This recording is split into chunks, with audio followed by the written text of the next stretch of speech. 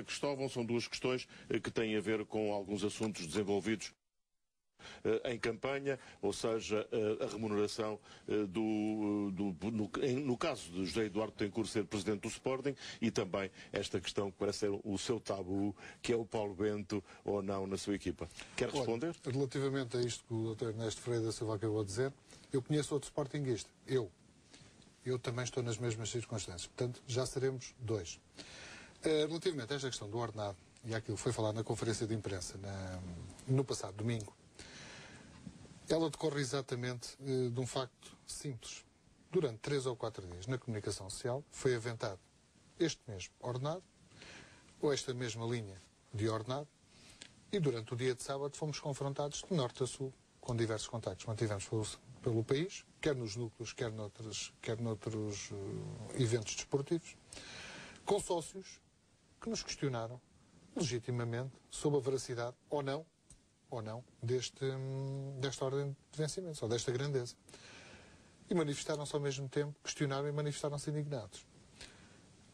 Sem eu ter ouvido, ou sem ninguém da minha candidatura ter ouvido um desmentido que fosse por parte de quem direito, porque, a meu ver, os valores impunham precisamente esse desmentido, e porque os sócios do Sporting, em particular, não têm a capacidade de convocar conferências de imprensa, entendi por bem dar-lhes precisamente voz a esses sócios, à sua indignação e às suas questões.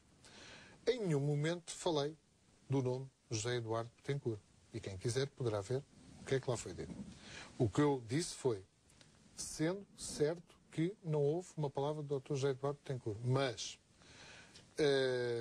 também não foi desmentido esta possibilidade, alerto para o facto de haver sócios do Sporting que hoje pagam as suas cotas em francas dificuldades. Sócios que acompanham o país, que acompanham a equipa pelo país fora e que por isso deixam de adquirir bens que às vezes são essenciais para a sua família. Gente à qual a sua militância continua a causar alguns transtornos financeiros familiares. Em momentos que o nosso próprio Presidente da República apela à contenção salarial dos gestores. Em momentos em que o Cardeal Patriarca de Lisboa diz que todos os dias há novos pobres. Quando o Sporting, nos últimos 3 anos, perde 20 sócios por dia. Quando tem o passivo que tem, e está na situação financeira em que está, eu questionei se era legítimo isto ocorrer ou não. O que é facto é que até agora, pese embora as cosméticas comunicacionais, que entretanto vão ocorrendo, até ao momento ainda ninguém me desmentiu. Vi alguns vivas atos passados, mas até agora ninguém me desmentiu. De qualquer maneira, continuarei a estar atento, tal como disse no final daquela conferência de imprensa. E daí é que vem aquela sua afirmação, se eu não estiver a dizer certo, corrija-me, que X anos de vencimento daquela ordem daria para construir um pavilhão. Daria para construir. O pavilhão que o Sporting não tem, afinal. O pavilhão que nós pretendemos construir. Isso foi de alguma forma, daria para muita outra coisa, Fernando, mas isso foi de alguma forma o que entendemos comparativamente, não é? Comparar, para que as pessoas de alguma forma pudessem visualizar a grandeza, porque as pessoas ouvem falar em tantos milhões, em 300 milhões para aqui, em 100 milhões para lá, as pessoas muitas vezes não têm noção do que é que representa aqueles milhões. Então decidimos de alguma forma dizer isto corresponde a isto. É já um elemento comparativo. Obviamente. E no momento em que estamos com o passivo que estamos e estamos com as dificuldades que estamos. Eu sei que é hábito no Sporting Clube Portugal serem atribuídos alguns prémios a quem não os merece.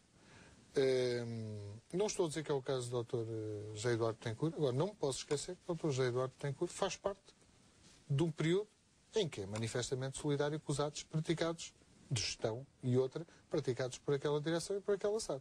Portanto, eu, quando levanto essa questão, levanto-a dando a voz a todos os sócios e adeptos que se dirigiram a nós mostrando-se indignados. Porque, repito, são pessoas que não têm capacidade para convocar conferências de imprensa. Então, alguém tem que lhes dar voz. E que eu saiba, não há nenhuma Assembleia Geral marcada que não seja Assembleia Eletiva dia 5. Portanto, fiz aquilo que me competia fazer, como noutras situações irei fazer. Relativamente à questão Paulo Bento que falou, não é questão de tabu. É uma questão de coerência, Fernando. Eu, desde o princípio desta corrida, se me permite o termo, entendi que o futebol, e por alguma razão guardámos o futebol para a última semana, o futebol deveria ser falado e abertamente falado a partir do momento em que a equipa principal do Sporting Clube Portugal acabasse as competições onde está envolvido. É uma questão de coerência, eu não sabia qual é que iria ser a nossa classificação final, não saberia se neste momento estaríamos a lutar para isto ou para aquilo, portanto, é uma questão de coerência. Não obstante, assistia que, neste momento, um candidato, outros potenciais candidatos e outros putativos candidatos usaram e abusaram do nome Paulo Bento, sabendo que o Paulo Bento é um elemento querido da massa associativa. Não acho correto isto para com o Paulo Bento. Mal da candidatura que começa falando no treinador, faz-me lembrar tempos que eu pensava que já não deveriam voltar ao Sporting Clube Portugal. Penso que é uma atitude demasiado populista começar-se a falar no treinador e dizendo que o treinador é forever.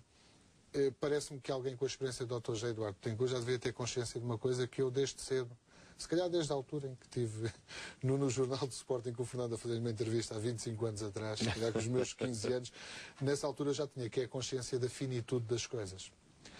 E ninguém, e penso eu que um gestor que vai se preparar ou que quer gerir um clube, cerca de 3 milhões de vontades de sportinguistas e todos estes milhões que estão aqui à volta, penso que em consciência dizer o treinador X ou o funcionário X, porque estamos a falar de um funcionário do Sporting, é forever, como quem diz, é para sempre. Penso que não me parece muito atitude de gestor. Mas, como eu disse, Paulo Bento é alguém que, o Dr. José Eduardo Betancourt disse algo muito correto. Paulo Bento é alguém que é guerreiro, que tem coragem, que enfrenta os inimigos. Eu concordo perfeitamente com ele. E nós notamos o facto de ele ser guerreiro e notamos essa coragem precisamente nos momentos em que a estrutura que devia estar por detrás do Paulo Bento a protegê-lo não apareceu. E teve que ser o Paulo Bento, treinador de futebol, a defender a honra de um clube. E quando assim é, obviamente eu hoje faço a minha vénia ao Paulo Bento, respeito imenso o Paulo Bento, gosto muito do Paulo Bento, acho um excelente homem e um guerreiro também, mas penso que se houvesse uma estrutura forte por trás dele, que o protegesse, que fizesse com que ele só tivesse que pensar no treino e nos jogadores e nos jogos e não tivesse que pensar em defender a honra do clube para o qual trabalha, penso que provavelmente o Paulo Bento hoje estaria mais resguardado do que aquilo que está. Portanto, acho errado abusar-se e usar-se, como eu disse, o nome do Paulo Bento e também acho errado começar uma candidatura por treinadores. Penso que não é isso que é importante. Temos que ter consciência da finitude das coisas. Vamos é ter consciência daquilo que é mais importante. Ideias, projetos, vamos falar sobre o património, vamos falar sobre a sustentabilidade financeira, porque essas coisas é que nos vão assegurar o futuro. Não é o Paulo Bento, seguramente. Nós também aqui vamos falar consigo acerca dessas questões, que são naturalmente importantes para os sportinguistas, mas